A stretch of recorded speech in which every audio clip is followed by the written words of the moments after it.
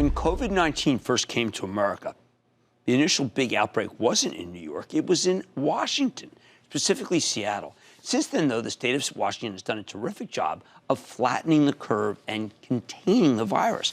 However, to make that happen, they had to crush the local economy. Seattle was the first big city to go through this, and they've made real strides in coping with the damage. For example, you've got organizations like All In Seattle, which was designed to pool resources and quickly deploy them to where they're needed most. Tonight, we're taking a closer look with one of All In Seattle's founding members. Now, I don't know if you remember, but it's Steve Singh. He was the old CEO of Concur Technologies before he sold the business to SAP in 2014. He's now managing director of Madrona Venture Group. Right now, he's just a guy trying to lend a hand. Mr. Singh, welcome back to Mad Money. Jim, it's so nice to see you again. All right, Steve, we're all having it happen now. I know that I've been speaking with the mayor of Summit, New Jersey, my town, with people who are trying to figure it out. How do we help? How do we help? We don't know. We don't have any idea of how to help other people because we never thought we'd ever get to this. Tell us what you're doing. So, Jim, as you said, look, Seattle is unfortunately at the front end of the pandemic here in the U.S. and front end, unfortunately, also of the economic downdraft that we're seeing from the pandemic. And so there's a group of people that got together, led by Raj Singh and Jill Singh, my brother and sister-in-law, Susie and TJ McGill, and a whole bunch of others, that said, we also have to be at the front end of how a community comes together to help its people. And we obviously know that with time, the state and federal governments will come in and really provide the assistance that's needed. But unfortunately, a lot of these folks who lost their jobs at pubs and restaurants and sports arenas, local businesses, they've still got mortgages. They've still got to put food on the table. And they need help today. And so what we did as a group is come together and said, can we raise, actually, our first goal was let's raise $10 million by last Sunday. The group has actually raised over $30 million. And that money is being put to work in, actually, we vetted a bunch of charities that, there's great charities all around the country, all around the world. But we wanted to work with charities that could help today, that next minute, help feed people. Can you help with their housing? Can you help with healthcare? And so we were able to deploy these funds with charities that can help our fellow community members immediately. Now, I've been working back and forth with Treasury on the program that they just launched, which really does help small and medium-sized business, and they're dealing with a lot of community banks. Are the community banks helping out too?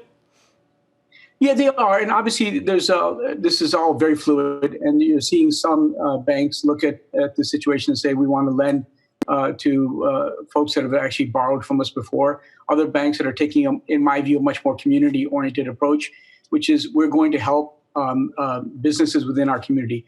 I happen to be on the board of Washington Federal Bank, and Brent, their CEO, has taken a position that says, whether you've borrowed from us before or not, doesn't matter. We want to help our community because, I mean, think about it. This is it's not just good for banks. It's good for our community, which means that everybody benefits over the long run. And right now, these small businesses need our help, not just to make it from one day to the next. These are jobs that are fantastic jobs over the long run. I've heard some folks speak to the fact that, venture-backed companies, small businesses, from days, small businesses employ about a third of the workforce. Right. When I'm trying to envision, this is what we're trying to figure in our town and so many others. Did you start with a website? Did you start with donations?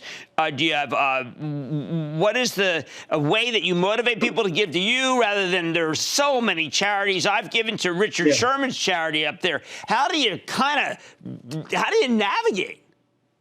So this is this is very grassroots, right? It's myself and it's or team. Look, by the way, we have members of the business community as a part of this, right? So names you'd recognize like Satya and Bezos. But the beauty of this is every leader at any size company has come together and said, we want to be a part of this. It's that one-on-one outreach from every one of the folks that are part of All in Seattle to other members of the community, asking them to chip in, asking them to go to their networks and ask those people to chip in and be a part of solving a problem. Well, I think what you're doing is terrific. It is what we're all going to have to do because government can't solve everything anymore. It's not like the old days. It's people. Yeah, exactly, Jim. And look, and government will certainly step up and help, and we're seeing that happen.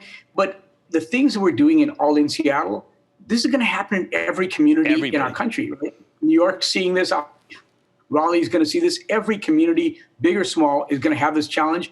I think the opportunity for all community leaders is to come together and say, our first job is to step up and help our people. I totally agree. I want to thank Steve Singh. Boy, we've missed you. Let me tell you something. Managing Director of Madrona Venture Group. And we wanted him on because we want to show you what the future is going to have to look like for your town. Mad Money's back after the break.